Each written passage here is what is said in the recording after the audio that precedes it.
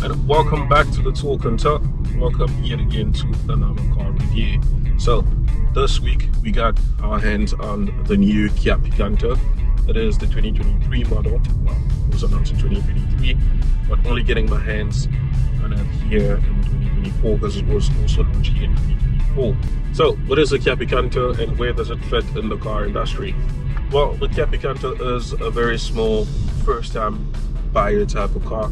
It is a compact hatchback which competes with the likes of the Suzuki Swift as well as the popular Hyundai i10 or Grand i10, should I say.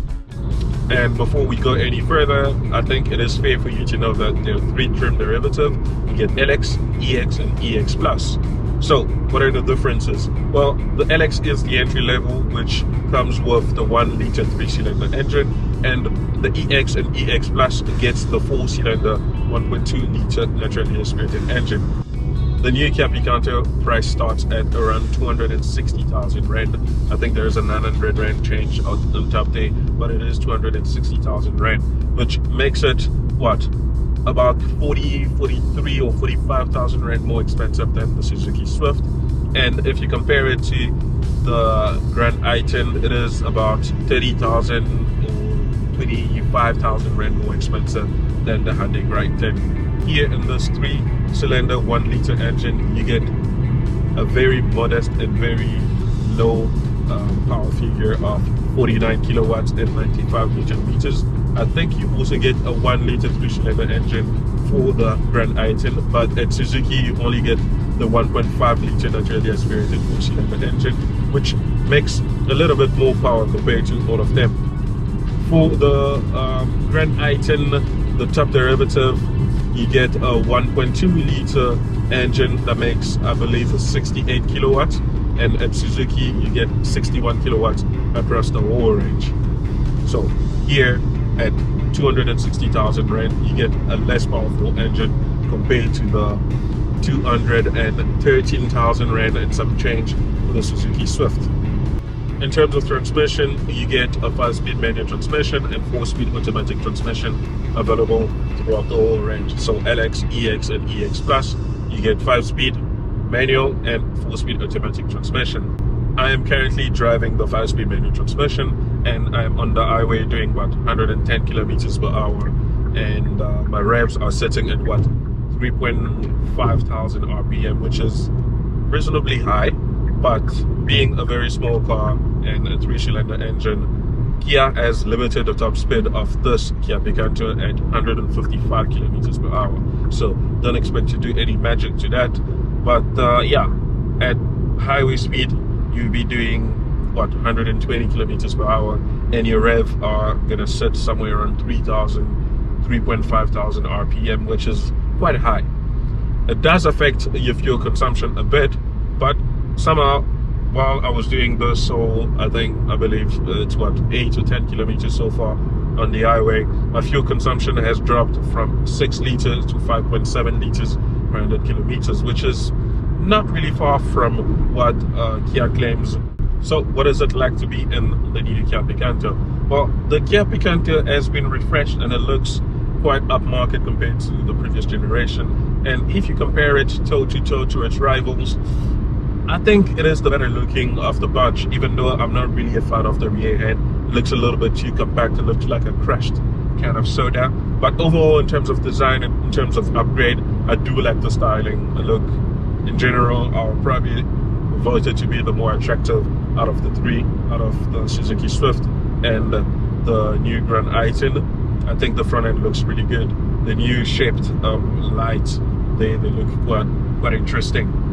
In terms of interior ambience and overall feel, it feels pretty neat. The seats are comfortable, and yeah, it's a budget car. Don't expect any lumbar support or any of that. So if you're driving for long distance, you can expect a little bit of lower back pain, and maybe it's me, maybe I'm the drama again. But yeah, overall it feels pretty nice to sit here. That's pretty good.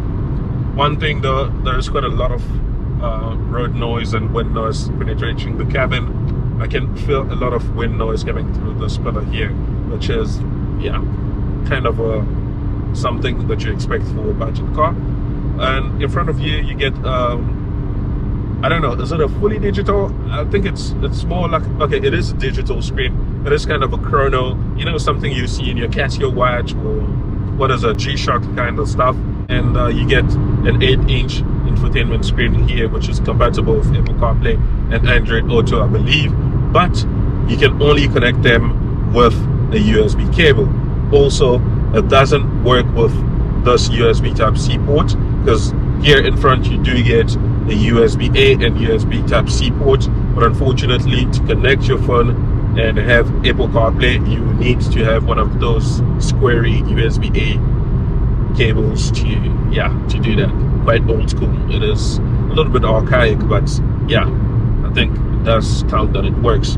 If you compare it to the rival, the new Hyundai Grand i10 has wireless Apple CarPlay and wireless Android Auto. I believe the Suzuki has that as well, but here you don't get that, which is kind of sad. So having to pay more than its rivals and not having wireless Apple CarPlay is a little bit disappointing. The cabin of the new Kia Picanto feels pretty good. It feels well put together. I haven't heard any squeak or rattling even when driving on bumpy roads or gravel roads. It's mostly filled with plastic, although you get this not sure if it's leather, kind of rubber steering wheel here with the stitching here. The gray stitching do add a little bit of a nice touch to the interior. You also get the same gray stitching throughout the seat, and here in this LX entry level you do get cloth upholstery seats. I do like that the side are a bit soft, in the middle feels a little bit ragged, a little bit nice and scratchy-ish, and seems to be nice to sit on, and also can be easy to clean, which is good. In terms of space, the new Kia Picanto feels decently spacious here in front, but when it comes to the rear passenger space, you can expect it to be a little bit tight. For me personally, after having tested the practicality in terms of legroom and headroom, I've noticed that legroom is a little bit too tight. There's barely any space for my knee to wiggle around, even for my feet to slide under the driver's seat, as the driver's seat is set up to my driving position. And if we look at it closely, I think this can only accommodate 2 adults at the back, and I think you can squeeze in kids at the back there, so they can fight about the space. I think they'll survive. You only get 1 cup holder at the back in the middle here, which I think it is fair for the middle passenger to have a cup holder here, but for the side passengers, they can have their own designated cup holders on the door. This is what the boot of the new Kia Picanto looks like. As you can see, it is quite small, but Kia has made sure to add extra storage under this 4th floor here, which adds up to somewhere around 280 liters of boot capacity, which is not too bad. All right, knowing that you can also fold the rear seats into a 60-40 split configuration, and you have more access. You can always remove this parcel shaft here by pulling these strings here. So what's my take on the new Kia Picanto? Well, I think it has received a nice makeover, a nice facelift. It does look good, probably look better than its rivals, but I think where Kia shot themselves on the foot is in terms of pricing.